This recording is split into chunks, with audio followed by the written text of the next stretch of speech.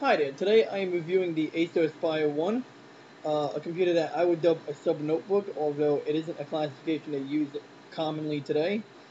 If I had to compare the Intel Atom to anything, I guess I'd say it's kind of like having a Pentium M from about 4 years ago, and a Core 2.0 at the same time, minus the dual-core features.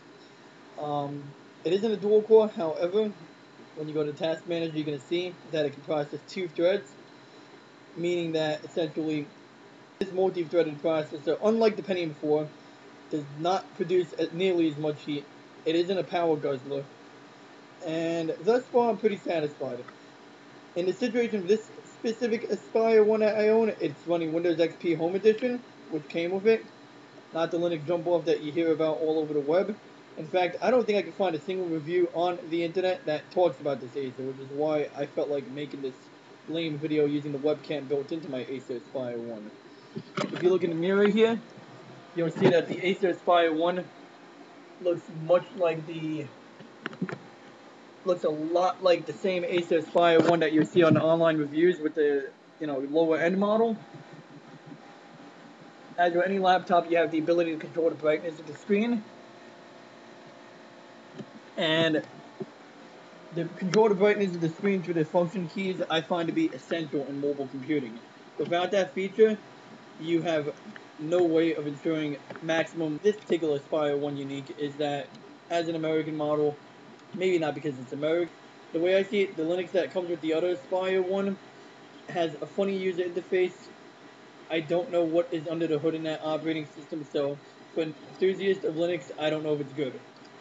With this one in particular, the way I see it, it's running Windows, and I'm very satisfied with that. You can argue all day Mac versus PC and all this bullshit, but long story short, at the end of the day, this computer here is a super mobile. On my mobile computers, I want to run as little stuff as possible. The day I got this computer, I made a point. With that said, I did hear some rumors that this does run OS 10 pretty well. Haven't tested it yet. I look forward to it. But running Windows XP with 1 gig of RAM is very good because I can run Windows XP with half a gig of RAM, optimize it the way I see fit, and be very satisfied with the performance. Um, a gig is icing on the cake. My master computer has 3 gigs of RAM running Windows XP. If I had 2 gigs of RAM in that machine, I probably wouldn't have noticed the difference in my day-to-day usage. However, um, I sure would notice the difference if I was doing heavy video editing or even super high resolution textures in Photoshop, anything like that. So the extra gig of RAM benefits me there. Vista has a lot of baggage running that I simply don't feel could run on a computer of this size, and I'm glad that they did not bundle this computer with Windows Vista. Speaking of upgrading the operating system or changing the operating system, this unit does not support an optical drive, meaning that you can't put CDs into it without an external drive. Well, I don't care because get me a flash drive and a CD-ROM somewhere else, and I'll make that drive bootable and put whatever I need on it to install on this computer. What I love about this one is that it supports 120 gig drive, not too big, not too small.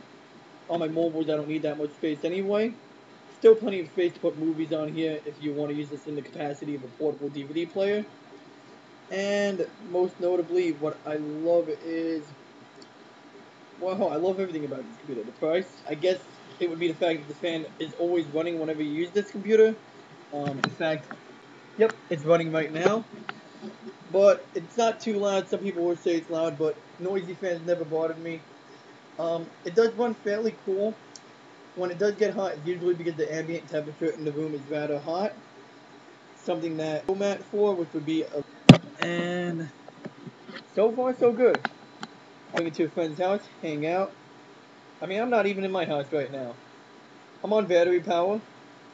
And, ooh, catch there. There we go, catch 22. It's a 3-cell battery pack. I forgot the power rating on it. I believe it's 23 watt hours. What I'm going to do right now is plug the power cord into the side of this laptop so that I can remove the battery.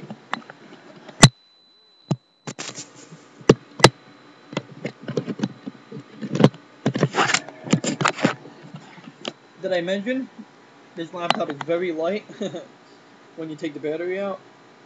Okay, so we're looking at a battery pack that is rated at 2400 milliamp hours, which is equivalent to 2400 or 2.4 watt hours actually. And other than that, they do carry a 6 cell battery. It does cost a little bit more. I think like right now I would wait before buying a new battery. I get roughly about 2.5 hours on this. My real trick is to reduce the brightness of the screen when you know you're not going to be near a power source for a while.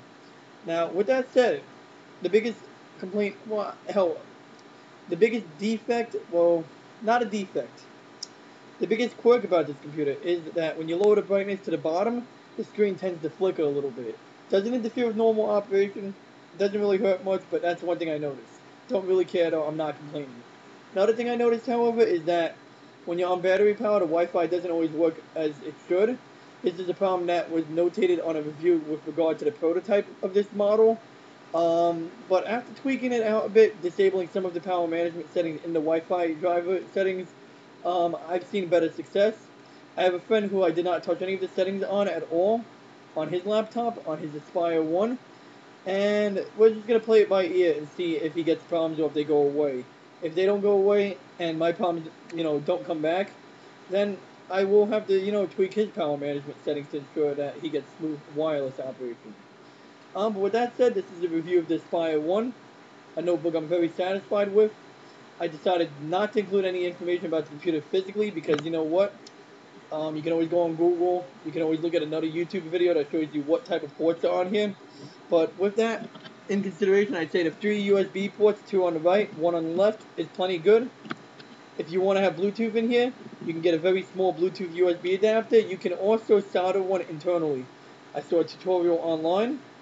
Looks pretty interesting. I'm not going to pursue it because Bluetooth is not that important to me. But, it can come in handy. And other than that, I'm happy that they did not sacrifice the Ethernet port because I did find that useful once so far. The weirdest thing about this computer is that it has 2 memory card readers. The memory card reader on the right is a multi-card reader. It'll read memory sticks as well as SD cards amongst other things. The memory card reader over here on the left only reads SD cards, and it's essentially meant for the solid state hard drive models. The other models of this Acer do not carry 120 gig hard drives. They carry 8 gigabyte solid state storage devices. And this one here, if this one had a solid state storage device, what I could do in theory is I'd have 8 gigs in there. I could take a 4 gig SD card, stick it into the left memory card slot, and it would actually merge the 2 drives together so that I would have a total of 12 gigs of capacity. I have heard that this might affect performance. I don't see why it wouldn't. I guess it could have its uses, but I'm kind of glad that I don't have the solid state model because it would not have posed to be any advantage to me in my daily life. And if I was going to get a solid state drive that was anything in the order of 32 to 64 gigs, it would have jacked up the price by triple, if not more. As this computer is configured right now, 1 gig of RAM, 120 gig hard drive, it is designed in a very satisfactory manner and it has a price point that stomps the crap out of anything else I've seen of its form factor. With that said, thank you for watching my review.